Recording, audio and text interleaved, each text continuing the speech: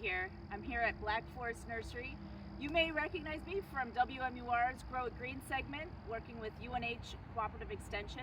But I'm here today to talk about planting fruit trees in fall.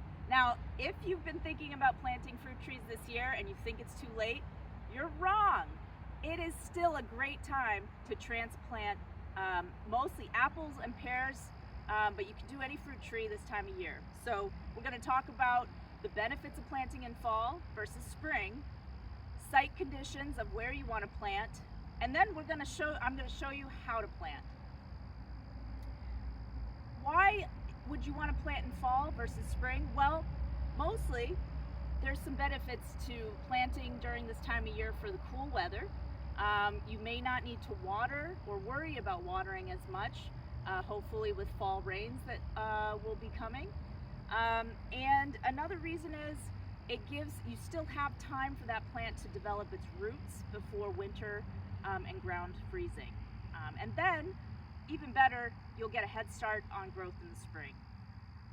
Now, if you already have a site picked out, that's great.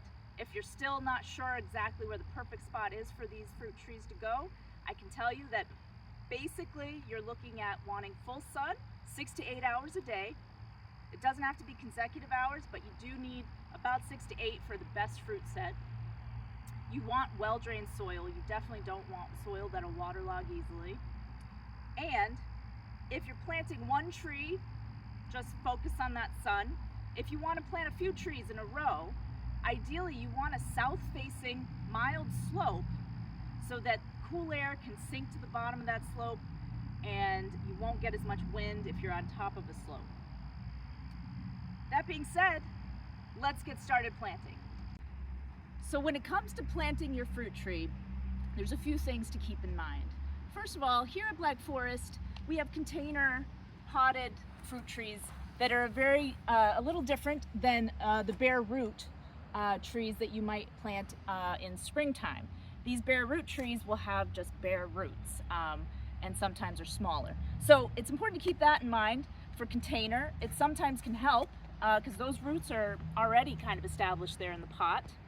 And so when we think about the size hole that we need to dig, we want to keep in mind the size of the root ball, and we want the hole to be 2 to 3 times the size of that root ball. The depth is going to be about the same as the pot. We want to make sure that the soil surface is at the same level that the tree was in the pot. So this pot is actually a diameter of just a little over 11 inches. And so what we want to have at least the hole be is twice that. So next, we dig the hole. So when we go to plant our potted tree, there's a couple things to look for. First, you definitely want to make sure you water it well. Of course, with any potted plant you're planting, making sure it's watered will help loosen those roots up.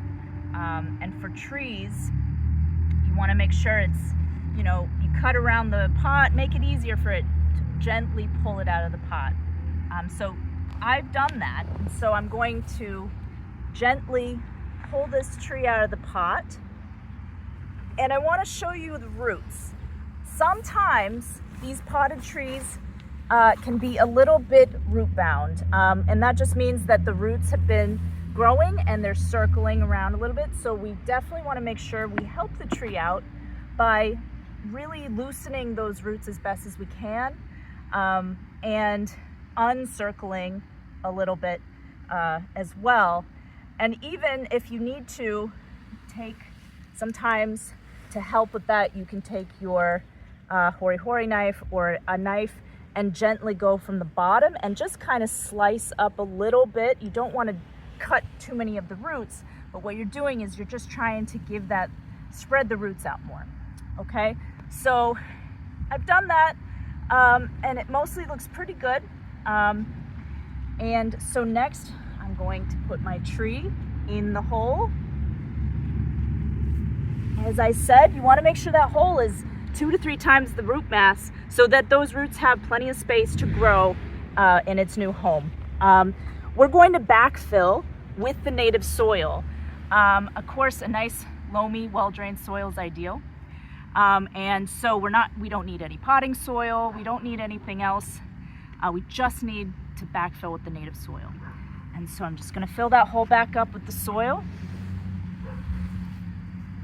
Now, talking about soil, this is where this tree is planted. This is that native soil. It is a nice loamy, textured, well-draining soil. But if you're concerned about the soil you have at your site, I would first recommend getting it tested so you know exactly what that nutrient content and organic matter is, but also keeping in mind whether you have a sandier versus a clay soil. That's going to factor into how much watering you're going to be needing to do on a frequent basis. And also, you can amend that soil as well. Compost is amazing, adds organic matter, helps with drainage, but you can also purchase some bags of tree and shrub mix, which is a mix of bark mulch and compost and other amendments in there. That can help as well. All right, so we've got our tree planted, and the next step has to be water. You've got to water this tree in, and you've got to water it in well. Ideally, we want to water it to the depth of the root zone, and so that may take, you can use your watering can, you can use your soaker hose, however you choose. Just make sure to try and keep it slow and steady and deep. And so I'm going to just water all around where the root ball is, trying not to get too close to the trunk. And this is going to follow the same rule of thumb afterwards when you continue to water this tree, because for the first really 12 weeks, newly planted trees should be closely monitored to make sure that that soil is always moist. So let's talk about mulch. Mulch is so helpful for all of your woody perennials, but not also including fruit trees. And so there's a way to do mulch right and there's a way to do mulch wrong. So the right way to put mulch down is keeping these points in mind. First of all, we do not want to mulch up to the base of the tree. We actually want to leave a nice small circle of bare soil. Sometimes when we pile mulch up like that, it's called a mulch volcano. Say no to that.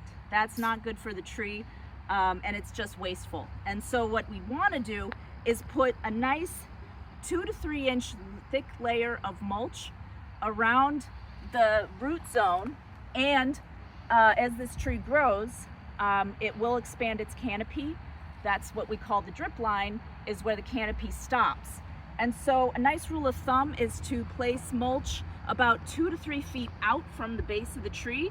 That's a 6-foot total diameter circle around that tree. Mention the benefits of mulch is really that, one, it really helps with water retention. And so especially in dry times, your mulch is going to save you a little bit of time and energy watering less frequently. It also adds some organic matter as it breaks down, which is always good for the soil. And it can, to a certain extent, keep down weeds, which is not something you want growing around your trees. You definitely want to try and keep that ring clear of weeds and grasses and other things growing. So what this tree really needs is protection from wind as best as you can, and also rodents and wildlife. Those voles, rabbits, mice, even deer, if you have a deer problem, all those animals are going to be a risk to this tree.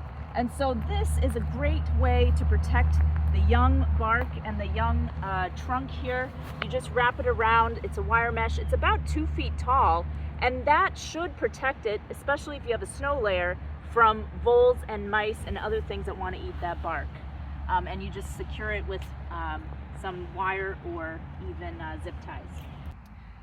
So now that you know that you can still plant fruit trees in the fall, like this beautiful apple tree here, Black Forest Nursery still has a great selection of fruit trees that are available for you to pick up and take home today.